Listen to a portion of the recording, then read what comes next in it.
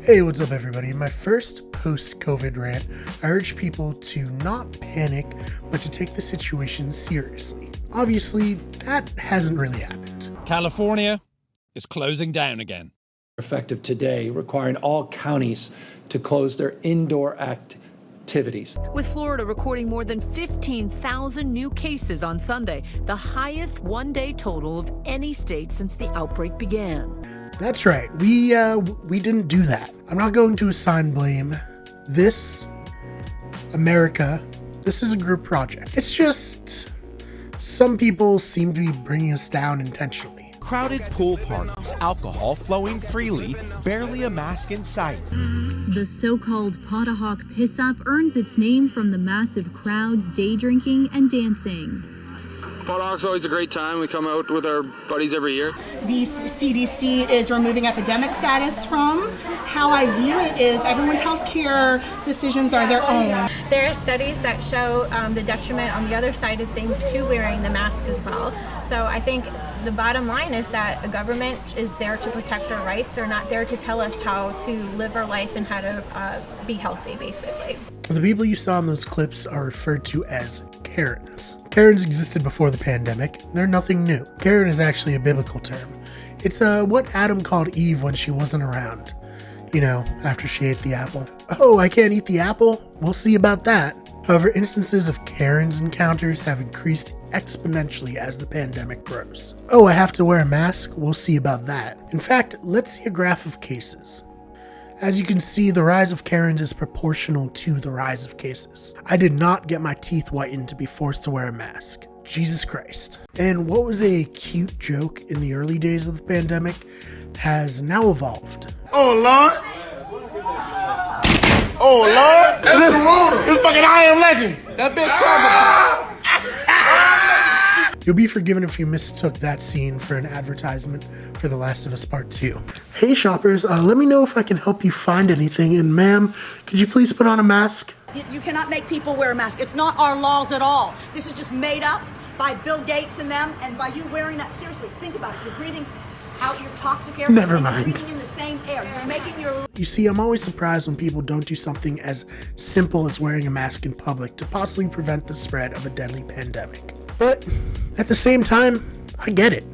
First, the government makes you wear a mask, then they're going to ask you to get a vaccine that could curb the pandemic. Where does it end? That vaccine could have a microchip in it, I hear you saying from beneath your tinfoil-lined cowboy hat. Listen, if the government wanted to spy on you, they would have passed the Patriot Act, or created the NSA, or invented TikTok, or really any other app that steals your data. You're being spied on already, is what I'm saying. In fact, for more on that, let's go to our White House correspondent, Craig. Wait a minute. The government can spy on us? I work for the government. Oh no. Do you think my boss would be mad if I spend like a lot of my time Googling anime girls with big... Thanks for that, Craig. Anyways, I shouldn't be surprised people are like this. I spend like 85% of my time scrolling through Twitter and the other 15% of my time tweeting. I'm able to see what fresh hell we're going to be exposed to on a daily basis. You see, people on Twitter think them and their followers look like this. The inflated ego aside, that's because on Twitter, people are typically supporters of what they follow, which allows big users on the platform to grow confident in whatever resolve they have, as conflicting opinions can be drowned out in a wave of blatant biases. And I'll say this, most people on Twitter aren't bad people. They're just dumb. So dumb. For example, take all the Twitter users who've been sending death threats to voice actors and, real-life person Laura Bailey, who recently played the character Abby in The Last of Us Part 2. Speaking of which, if this pandemic keeps going the way it's going, I'm really going to need to learn how to craft a shiv out of like 4 pairs of scissors and duct tape.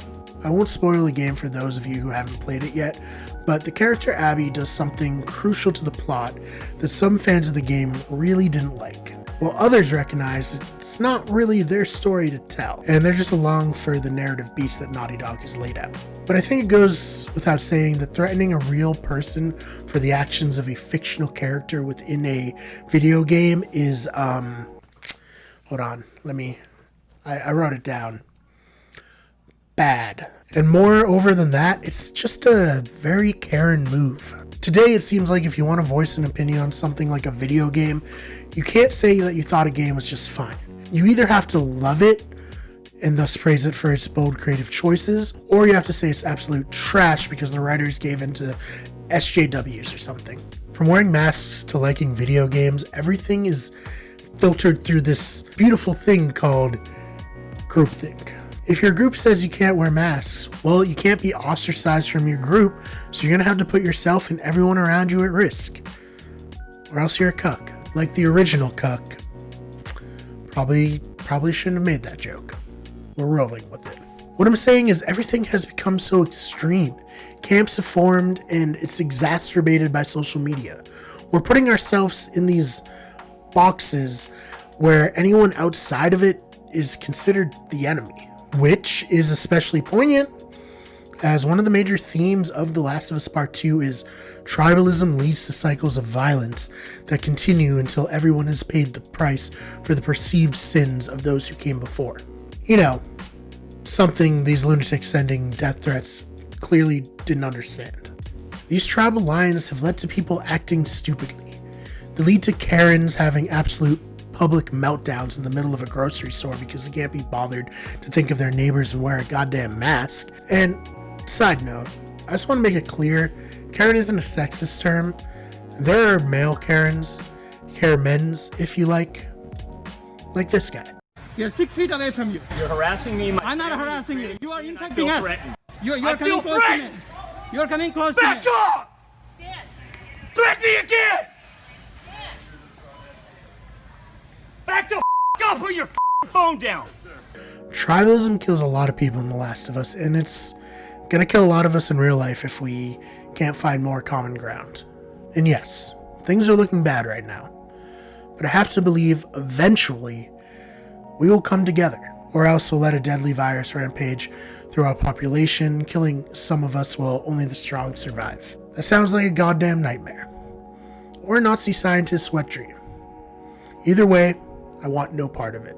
So stop harassing people online, and please, for the love of God, wear a mask. Also, do what you can to boost your immune system, take vitamin D, work out, get a good night's sleep, anything to help against COVID. So that's all we have for you today. We know it's been a while since we've uploaded, and we thank you for being so patient. We'll get more videos out soon. I just thought this was an interesting way to tie a trending video game topic into the real life struggles that we're going through, and I hope you enjoyed it. If you did and you want more like it, make sure you leave a comment down below, subscribe if you haven't already, leave a like if you liked this video, and we will see you in the next one.